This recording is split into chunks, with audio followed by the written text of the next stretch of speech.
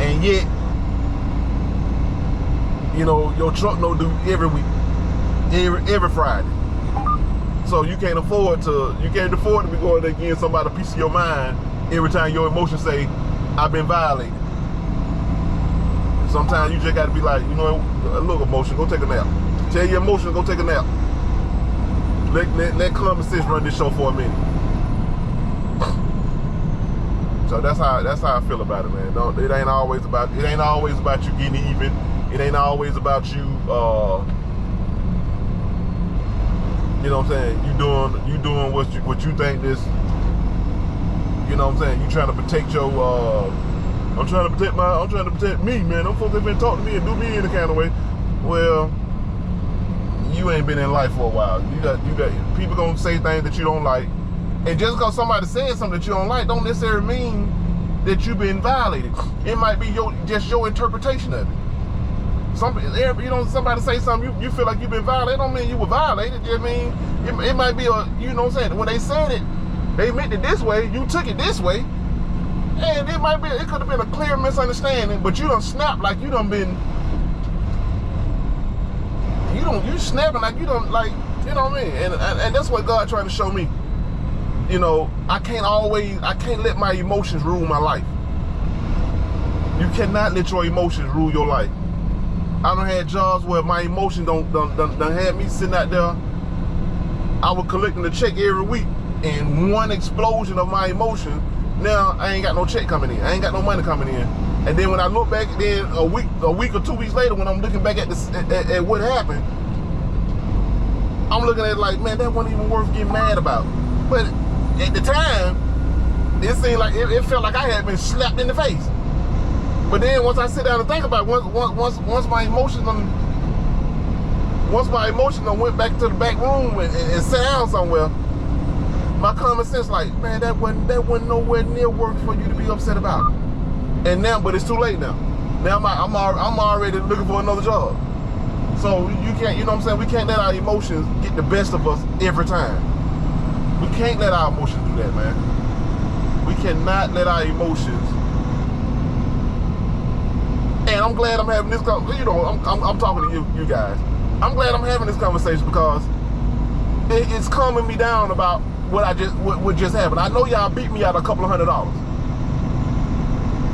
At the same time, JB Hunt don't know. I came over when I first got JB Hunt, I had never drove a tractor trailer by myself a day in my life.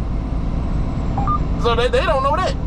When I got here, the only thing I knew how to do is drive the truck. I ain't know how to bag. I ain't know how to work the tablet. I had to learn all that on the fly. All that had to be learned on the fly. So, hey, it is what it is. You know what I'm saying? We win some, we lose some. Long as I get to fight another day. That's what matters. I get to fight another day. You know what I'm saying? I can express my opinion. Oh, I don't like this. But then, you know what I'm saying? There's a line that you don't cross. You know what I'm saying? And when that line is that's when your family's standing there like, baby, don't do this. You know what I'm saying? You think about all them times you get to go to the crab shack and you get to go here. You know, I want to take my son to Six Flags, all this. And then when I'm out of a job and I can't afford to do none of that, because I'm out here scraping trying to find somewhere to put my truck. Because you ain't got but a couple of days to find somewhere. Because this truck no due every week. So as soon you snap, by the time that you put a period at the end of your sentence where you don't snap that, you better be on the phone with somebody looking for another job. Because the truck don't do they Monday. I done snap Monday. The truck don't do Friday. You better be already, you know what I'm saying? You better already be on the phone with somebody telling you to come on. Pick your battles. Is it worth it? Y'all know what I'm talking about. Y'all done had jobs where y'all done snap, or y'all done just been in situations or scenarios where somebody said something, somebody did something, and you done snap, and then you done lost your job, and then you sitting at home where normally that paycheck would have been rolling in that Friday. It ain't rolling in because you've been out of job for the last 2 weeks, 3 weeks, and then you trying to think about that scenario And then you sit there thinking like, God, dog, that it wasn't worth it. It was not worth it. It wasn't worth it, man. It wasn't even worth it. And then these folks talking about cutting the lights off, and you can't pay the light bill because you done snapped. Not saying that you ain't got no money saved up, but you know how fast, even if you got money saved up, you know how fast that money go? When ain't no money coming in to replace it, it goes fast. Cause your family still want to spend money like you still got it coming, like you still got it going on. And in reality, you don't. Especially in this business right here, these truck loads and all that mess gets high. Cause you gotta think about it. When I'm leased on to JB Hunt has my insurance, my truck insurance is through them. My the truck note, they come out of my check. So all this here, you know what I'm saying? You got to pick your battles, man. You got to pick your battles, man. I'm learning that today. Cause I want to call back and look here, bro. Y'all think I'm gonna let y'all sit here and beat me out of $300 like that?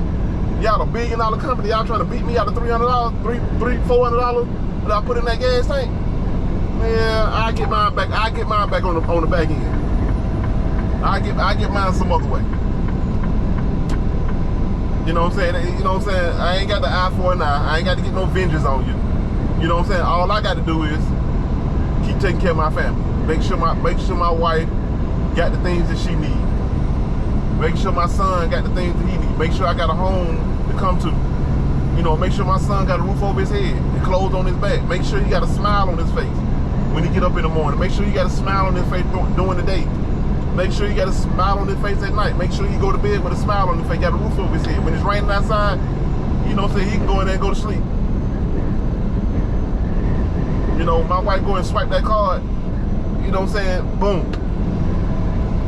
It goes through. So, you know, you have to pick your battles, man. This ain't $300 ain't worth, you know what I'm saying, that's a bad trade. We look at some of these sports teams like, when they make these trades, oh my goodness, I can't believe they traded so-and-so for so-and-so. Well, that's the same thing. When you trade in your, just give an example. I ain't putting out what I make a year, but just giving you an example. I make, let's say you make $100,000 a year, the most money you don't ever made in your life. Ain't no warehouse job finna pay you no $100,000 a year unless you sit up there in a suit and tie. But it's so they just say it's the most money you don't ever made in your life. Or you gonna trade that in because you feel like you got beat out of $300? Anybody, put that in the comments. Tell me a scenario where you would trade in $100,000 a year for $300. Put that in the comments. Cause you ain't gonna do it. You're not gonna trade in no you making $100,000 a year, the most money you don't ever made in your life. You're not gonna sit there and trade that in. You're not gonna trade that in. Like, you know what? Give me the $300. Keep the $100,000. Give me my $300 now, and you can keep your job, this $100,000 job. And I make more than that. I make way more than that.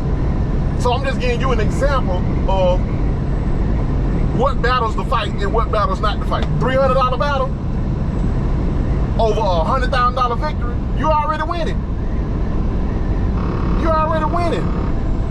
Your wife at home, she's smiling. You can't go back and tell your wife, man, what happened? Man, these folks gonna try to beat me out of $300. Then she sit down, she'll look at you like, she'll take your side, she get it, she'll take your side.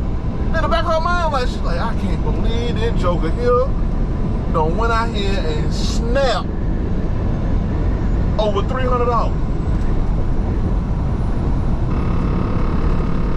Especially when you tell her what it's about. Yeah, man, they ain't finna get away with that. I called back and I cussed everybody out. Oh my goodness. No, man, we ain't gonna do it like that.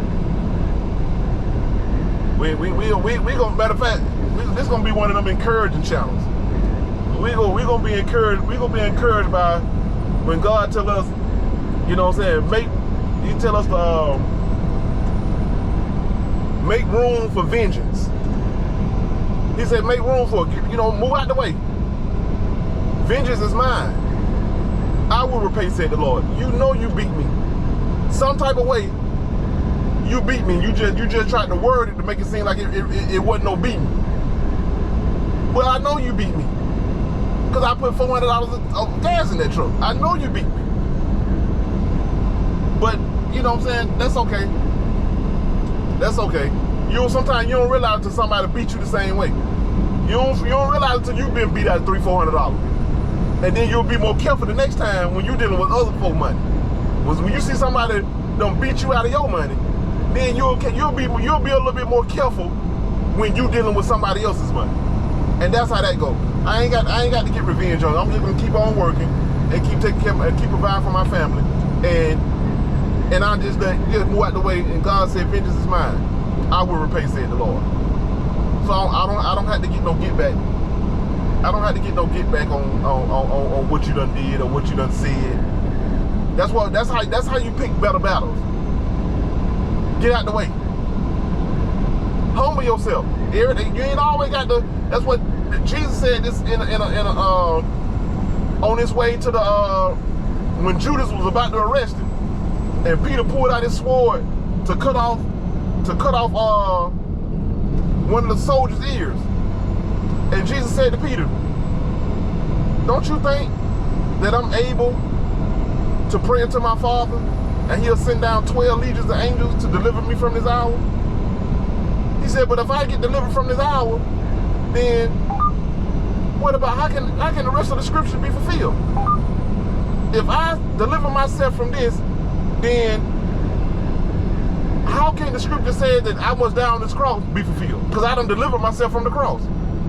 Sometimes, how you gonna get to see God deliver you from a thing if you always trying to deliver yourself? You always barking and trying to get to fighting before about what's going on, instead of getting out the way and let God show you that the battle is not yours but the Lord's. Get out the way. Quit trying to fight back. You can't fight every battle. Every battle ain't for you to fight.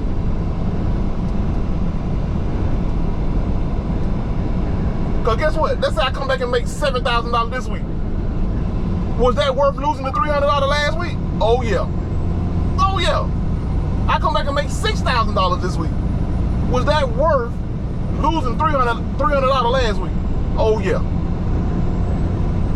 I give you that $300. I give you that $300 that y'all feel like you beat me out of last week, and I made $6,000 this week. Yeah. See, those are good trades. You can't be around here making bad trades.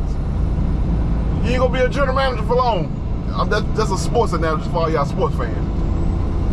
You can't be around here trading Shaq